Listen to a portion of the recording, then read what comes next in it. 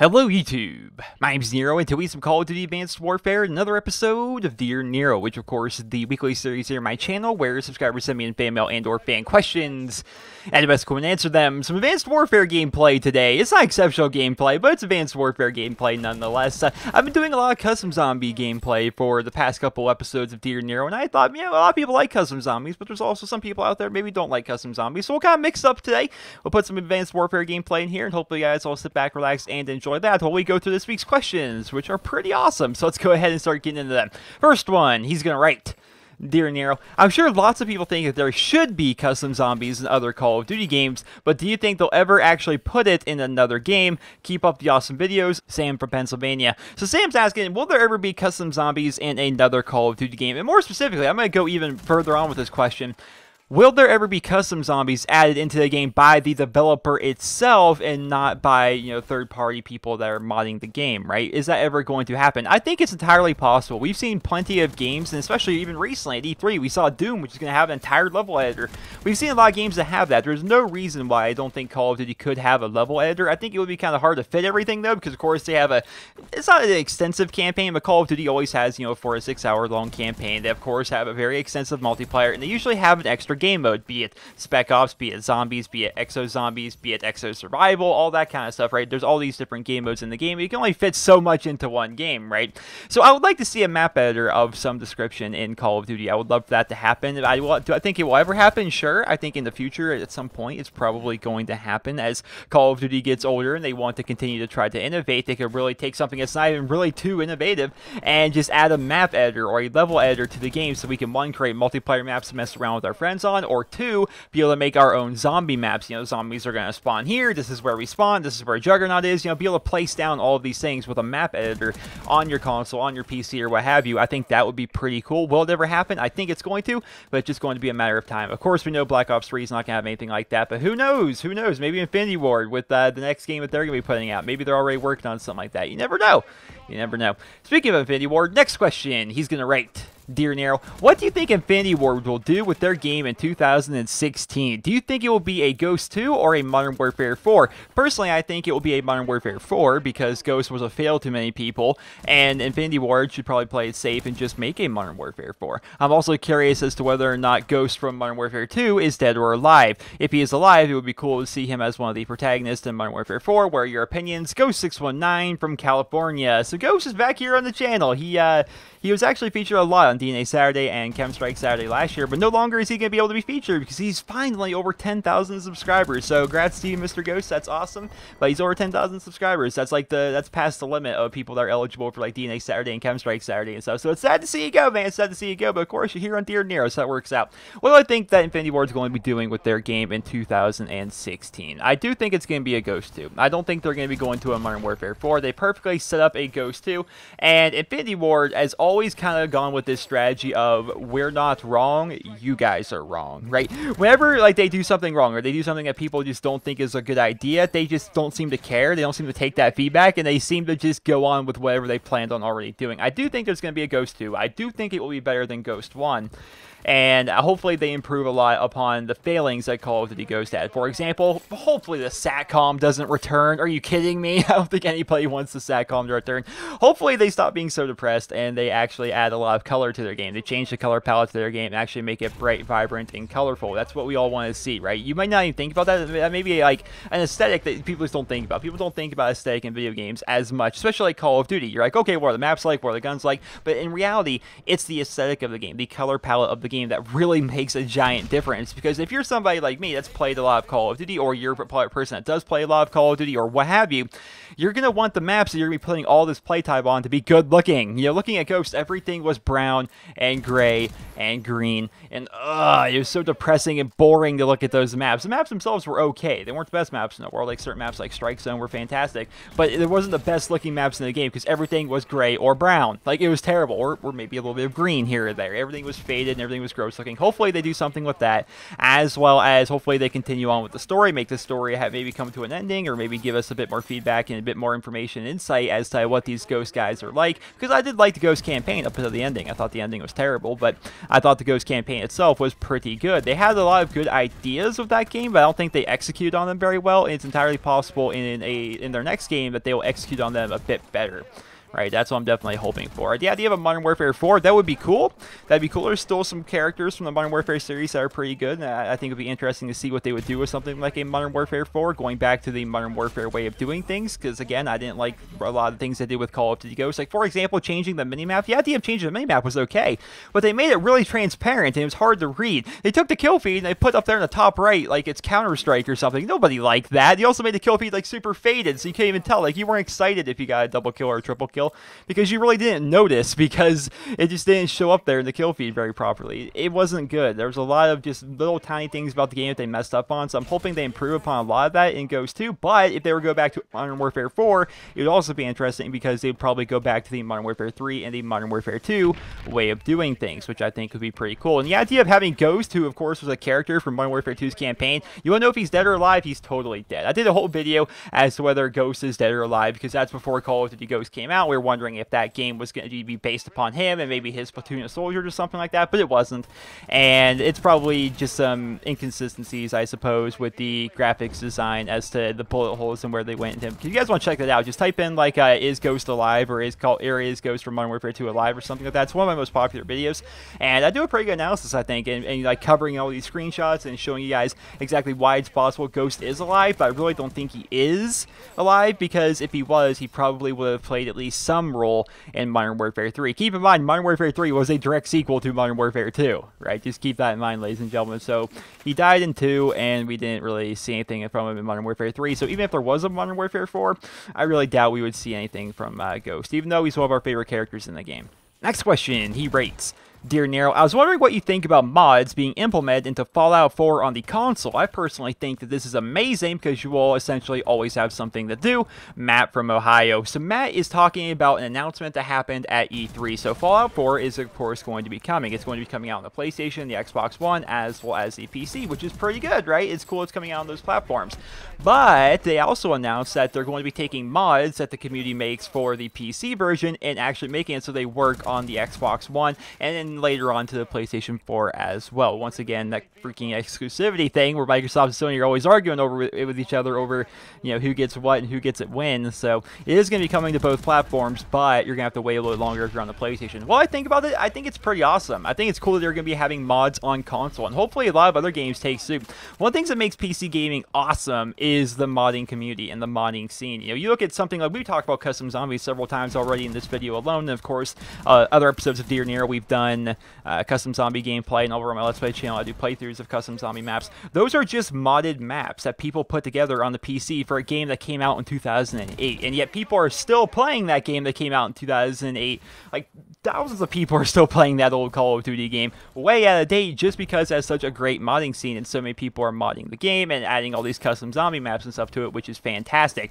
You look at just about any other game. This is actually funny. So my brother recently, he's starting to get into more PC gaming. We have a bunch of friends that we end up playing with as well and stuff, you know, and they were all playing Left 4 Dead 2, which is a pretty old game, right? Left 4 Dead 2. But on the Steam Workshop, it's so simple to find and download and install mods. It's insane, and they were having a ton of fun. Personally, I just didn't feel like playing Left 4 Dead 2, so I didn't join them, but they told me they had a lot of fun, and I was in the Skype call with them and stuff, and they were all really enjoying it. So what they were doing was they would go to Left 4 Dead 2, and on the Steam Workshop, you guys don't know, you can just basically type in the game's mods and just kind of scroll through them, and all you have to do to install a mod on Steam is hit the subscribe button to the mod, and it automatically like installs onto your game. So they're playing Left 4 Dead 2. All the zombies were replaced with Teletubbies. The big tanky zombies, like the big boss zombies, they were replaced by Shrek, and this what's that song? All Star by Smash Mouth, I think it was, would start playing every time the tank would come. They would change around their characters, like the female character in Left 4 Dead 2. I don't know any of the characters' names in that game, so I played mostly Left 4 Dead 1. But the female character,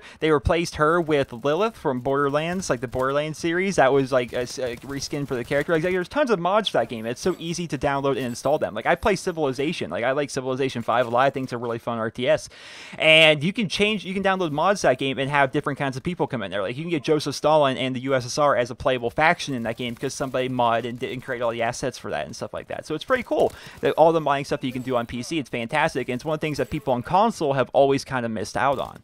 right? And so the fact that they're going to be making it so Fallout 4 is going to have Steam Workshop support, and they're going to make it so people can mod their game, but also they're going to make it so those mods are transferable over to the console. That's awesome, because people on the console for the first time that maybe don't play PC are going to be able to experience what it's like to be able to have mods, be able to change around things and do whatever it is you want to do. Of course, there's some really weird mods. I'm interested to see what these are going to be like. For example, there's mods for Skyrim that make everybody naked. And I played a mod for Skyrim that basically made it so there's like zombies, like just a ridiculous amount of zombies, like Left 4 Dead style, just tons upon tons of zombies, just like invading Whiterun and stuff like that. I'm interested to see how they're going to do that and if they're going to be limited with their mods. From what I heard at E3 and from the information I've read from articles and stuff, I didn't get too much information on it. And if you guys would answer for me in the comments, if you guys know more about this than I do, I wonder, is there going to be a limitation on the size of the mods that you can transfer over? And also, how is it going to be done? Like, are we going to have to be like getting like a USB and like putting that on our putting the mod onto that USB from our PC and then putting that USB into our Xboxes and PlayStations and then installing it that way? Like, how is this going to work? I'm interested to see like the tech behind it.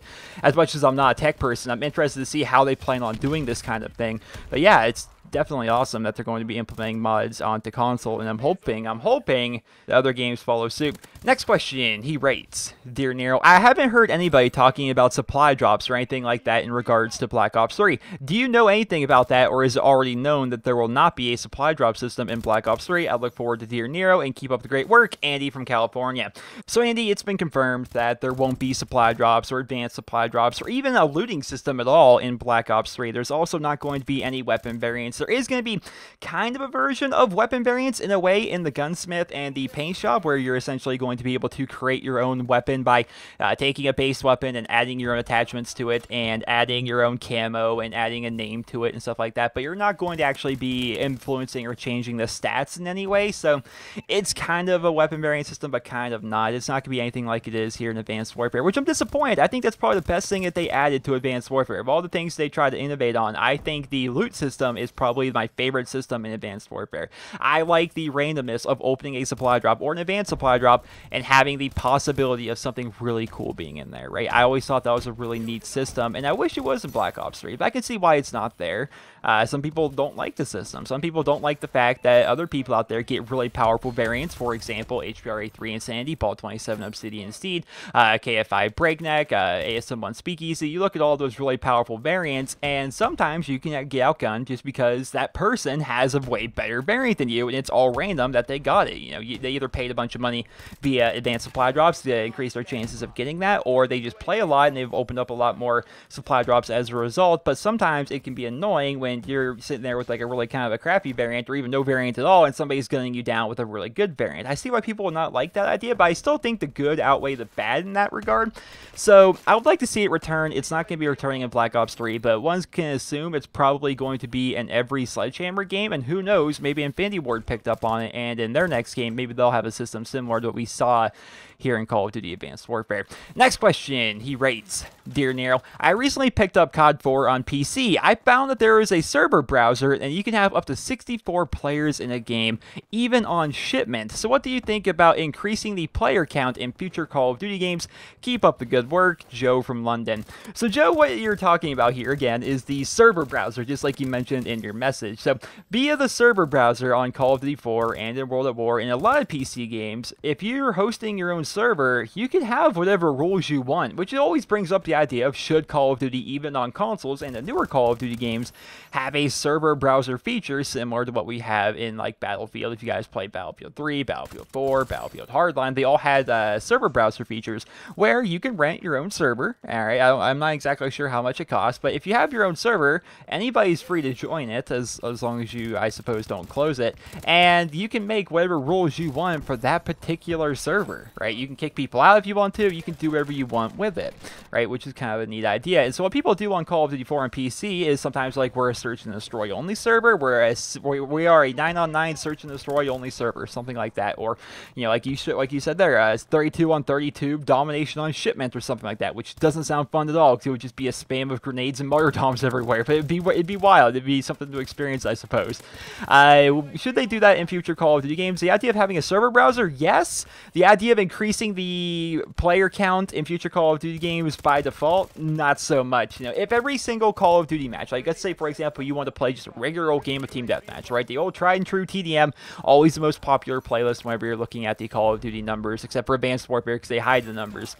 It's always the most played, right? And the people that play that like it because it's simple and easy to understand. It's 6-on-6, team deathmatch, you know, your team gets kills and hopefully doesn't die. First team to a certain number wins, or a team that has the most kills by the end of the time limit wins. Very simple game mode to understand. Now, if that were 12-on-12, it would be really, really sporadic, right? That's why Ground War has always existed and why Ground War is fun. I love Ground War. It's by far the playlist I play the most because I like the 9-on-9. I like the extra action. But a lot of people don't like that because they feel as though it's too laggy, they feel as though it's too clustered, and I can agree with that. You know, maybe not so much on the lag, but the clusterness is insane. Like if you just go to 6-on-6 domination when you're used to playing 9-on-9 ground war domination, just the addition of those 3 people make it so much more hectic, right? And Call of Duty, if they were to increase the player count, they would have to increase the map sizes to compensate for that. It wouldn't just be like what you see on PC where people are throwing, you know, 32 people on each team just for the sake of it, just because they can. It wouldn't be like that. It wouldn't be something you'd want to play all the time. So I think Call of Duty actually has the numbers right, unless they were to, of course, increase the map sizes. But then again, would you guys necessarily want bigger maps in exchange for more players on the map? That would really just kind of...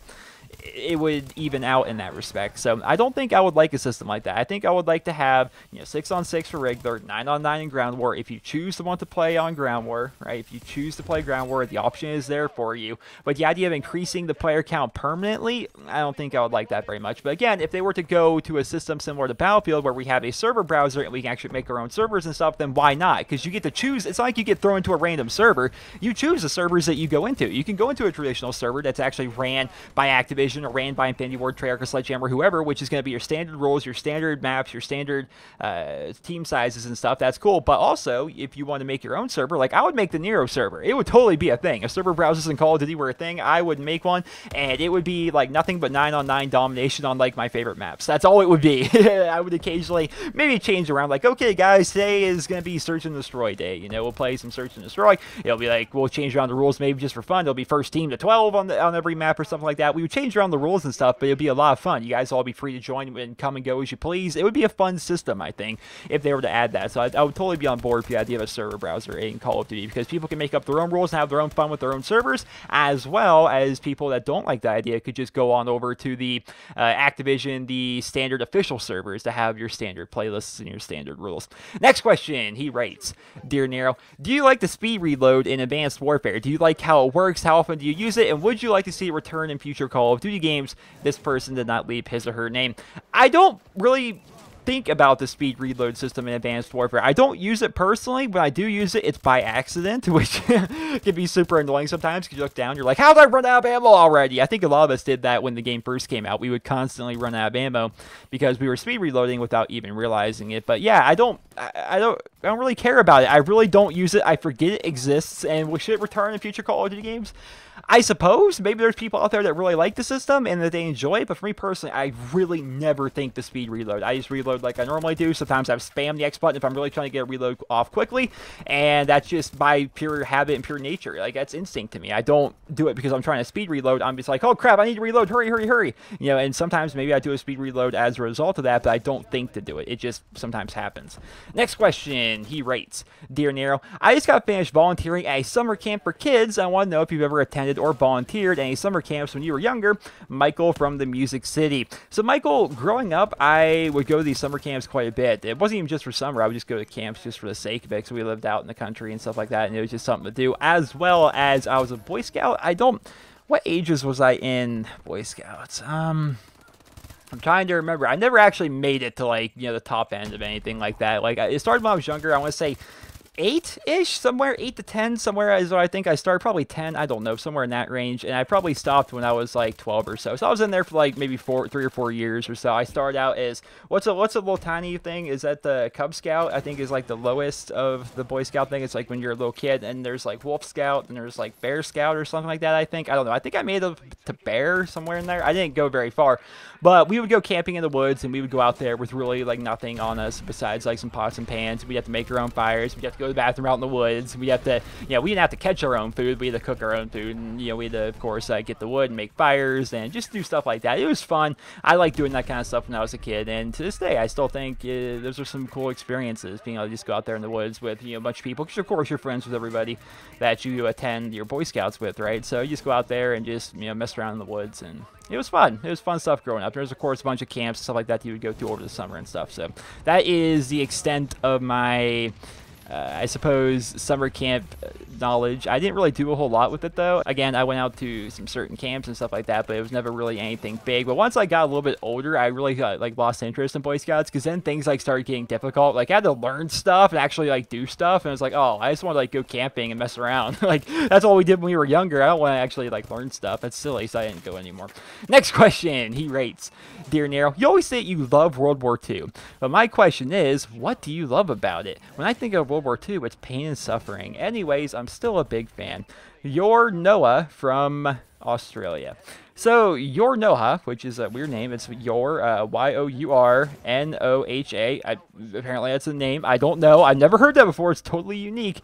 But what do I love about World War II? I think love is maybe the wrong word to describe how I feel about World War II. I am interested by World War II, and I am fascinated by it. I'm not genocide. Yeah, everyone dying. That's awesome. Woo, Nazis.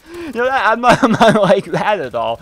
I just find it to be a super interesting piece of history. There are millions upon millions upon millions of people that went to war together, right? And there's all these battles and just the people that were involved in it and how it changed the face of the world. I find it, to me, it's a super interesting piece of history, and that's what I like about it. That's what I enjoy about it. I don't love the fact that millions of people died. I don't love the fact that the Holocaust existed. I'm just interested by it because it's one of the most unique and most interesting pieces of history, at least especially it's happened in the past 100 years or so. So that's what I like or love about World War II. I don't love the fact that everybody died. I don't love the fact that the Nazis existed. I don't love the fact that the Holocaust was a thing. I don't love the fact that we dropped bombs on Hiroshima and Nagasaki. I just am interested by all of the things that happened there, though. Next question, he rates, Dear Nero, in your video talking about Black Ops 3, you sound very excited, even though the game is futuristic in a way that we have never seen in the Call of Duty series before. I know how much you like Treyarch and all of the games that they come out with, but my question is, if Black Ops 3 were to have a different title, like Advanced Warfare 2, would you be equally as excited as you are for the title Black Ops 3? Keep up the great work, Eric from the land of Canada. Eric, you're right. I do love Treyarch, and I haven't been disappointed by a Treyarch game so far. So I'm a bit biased in that respect. I'm excited for Black Ops 3, but I'm really excited because it's a Treyarch game. And I'm also excited because the stuff that we've seen so far, people have actually gotten hands-on footage of the game, it looks good. It looks like a fun shooter game. It's not as futuristic. You say it's a futuristic in a way we've never seen before in Call of Duty. But that's true of every game. That's true of every new Call of Duty game that comes out. It's different or futuristic or it changes in a way we've never seen in Call of Duty before because every Call of Duty game is different as much as people like to say otherwise. The game itself looks fun. It doesn't look as futuristic and as sporadic as what Advanced Warfare is. With the exosuits and people dashing around and jumping, Advanced Warfare is by far the most random, casual-friendly Call of Duty game that come out in recent history. I think we can all agree on that. It is by far the most random. You can't hear when people are coming at you. People are dashing all around the map. You're constantly being shot from all directions. It's a cluster. The game is very random, but it doesn't look that way in Black Ops 3. It does not. The way they design the maps, the way they design the movement system with the thruster packs, it seems like it's going to be a bit more slowed down, a bit more boots on the ground, and it looks like it's going to be awesome. So even if it were called Advanced Warfare 2, I still think I'd be excited for it because it looks like an improved version of what Advanced Warfare was probably trying to go for. It looks like it's going to be a lot more, shall we say, Call of Duty-like. It's going to be a lot more like the older Call of Duty games while still being a new and innovative addition to this series. So I'm looking forward to it. I'm totally looking forward to Black Ops 3. It looks like it's going to be a fantastic game. And regardless if it wasn't called Black Ops 3 and it was actually made by Sledgehammer or made by Infinity Ward or whoever, from what we've seen in the game so far, it still looks fantastic. And I'm definitely looking forward to playing it, especially when the beta comes out, which is not too far away, actually. Next and final question. He's going to write, this is the big question, ladies and gentlemen. Dear Nero, do you think that Black Ops 3 will be more successful than Advanced Warfare? Thanks, Ari from Canada. So we round this off with two questions from people in Canada, Eric and Ari. So, do I think Black Ops 3 are more successful than Advanced Warfare? Before I answer this, I want you guys to type this in the comment section below. Your opinion on this. Will Black Ops 3 be more successful than Advanced Warfare? Now, how we're going to define success is sales as well as player interaction. Like, will players actually continue to play this game and will they enjoy the game? All right, you guys write in your comments. I'm going to wait. I'll wait 5 seconds. 4, 3, 2, 1. All right, so you guys have your, hopefully you've either paused the video or you've got your answer already written out for me. I do believe Black Ops 3 will be more successful than Advanced Warfare. I do think it's going to sell more, and I do think that people are going to play a bit more than what they play with Advanced Warfare. The reason for this is simple. The hype train is real. The hype train is real with Black Ops 3. People are stoked for this game. They're stoked based upon the videos that people have made from people that have actually been able to play the game. They're stoked from the trailer that we've seen. We're stoked from the viral marketing campaign. That still doesn't make any sense. Whatever happened to the Snapchats, I don't understand how any of that ties into what we've learned about Black Ops 3 so far. People are interested about the game, and it looks like a good, fun game. When Advanced Warfare was first released, and we first started watching, trailers and gameplay of the game, people weren't as excited for Advanced Warfare as they are Black Ops 3. A lot of us were actually pissed. We're like, really? Exosuits? Like, how does this make any sense, It was really confusing. If you guys remember back to that time, we were all very confused. And a lot of us, like myself, who I think it's safe to say I'm more of a traditionalist when it comes to Call of Duty and how I enjoy my games. It looked weird. It was too different. I wasn't excited for Advanced Warfare nearly as much. I liked Advanced Warfare more after I started playing it than what I was before it. Usually it's the opposite. Usually people are really psyched for a game, then when it comes out, they're kind of like, I'm enjoying Advanced Warfare a lot more than I thought I would. Going into Advanced Warfare before it came out, I was like, oh my goodness, this is going to be terrible. This looks stupid. Why is this game like this, It was weird. I think more people are going to buy Black Ops 3. One, because they're going to be pre-ordering to get into the beta, and once you pre-order a game, sites have shown that, of course, sales actually go up the more pre-orders a game has. That's why they push so hard towards pre-orders. And so more people are going to be pre-ordering. It might be the most pre-ordered game ever. Who knows? I mean, it's a Call of Duty beta. It hasn't happened since 2008 with World at War. So people are going to be getting it a lot on that principle alone. People are going to be able to have hands-on experience with the game before it comes out via this beta. Of course, the beta is going to be limited, but people are going to be able to experience the game before it comes out, which, if it's a good game, will drive sales. If the beta stinks, that could actually hurt sales, but that's the reason why I think they never actually did betas, or they haven't done betas over the past couple years in Call of Duty, just because if the beta is bad, maybe then people wouldn't want to actually buy the game when it comes out. That's definitely a possibility. But if the game's good and the beta is good, then that's going to drive even more sales. And then they also have the fact that it's a Treyarch game. People love Treyarch, and they have that going for them, as well as the game itself looks bright and colorful, and it looks like it's going to have a lot of stuff to make you want to continue playing, with the ideas of with the customization with your class setup, as well as your score streaks, as well as the addition of these new specialists. And of course, there's going to be DLC, and there's going to be zombies. Treyarch Call of Duty sell ridiculously well on the basis of zombies alone. Ah, man, zombies are so freaking fun. I've been playing a lot of custom zombies, as I'm sure you guys are well aware. I really enjoy zombies. So they're going to be selling a lot based upon that, because zombies are crazy. I don't know how much Exo Zombies has really driven sales towards Advanced Warfare, but I'm sure it has. But I don't think it's going to be nearly as much as Treyarch Zombies, because they're like the original guys. People love Treyarch Zombies. So I think it's going to be a totally successful game, and I'm not to say Advanced Warfare is a flop, because I don't think it is. Commercially, I don't think it's a flop. As well as a player base, there's still a lot of people playing Advanced Warfare as compared to Ghost, which freaking died off really early. Advanced Warfare still has a lot of people playing it, so I still think Advanced Warfare is a good game and a successful game, but I think Black Ops 3 is going to top that. And that, ladies and gentlemen, is going to conclude this week's episode of Dear Nero. I hope you guys all enjoyed it, and if you did, please be sure to leave a rating where you guys feel deserves. And of course, if you guys would like to submit your questions for next week's episode of Dear Nero, simply send me a personal message here on YouTube. You go to my YouTube channel, youtube.com/NerosCinema. Go to the About tab. From there, you'll find a Send Message button, and from there, you may submit your question for next week's episode of Dear Nero. I go through all the questions every Wednesday and pick out the ones I think would be good for the show. Just keep in mind when you're actually submitting your question to have Dear Nero as the first couple words in your message. That way, when I'm scrolling through all my messages, I can easily decipher which ones were sent specifically for Dear Nero. If I'm scrolling through and there's just all these messages for a DNA Saturday, or just messages people want to send me asking questions or what have you, but the ones that specifically say Dear Nero at the very beginning of it, it's very nice. I'm like, oh, that one's for Dear Nero. Let's have a read. It's very good. So go ahead and make sure you do that. I hope you guys all enjoyed this week's episode of Dear Nero, and if you did, please be sure to leave a rating. Hope you guys all have a wonderful day.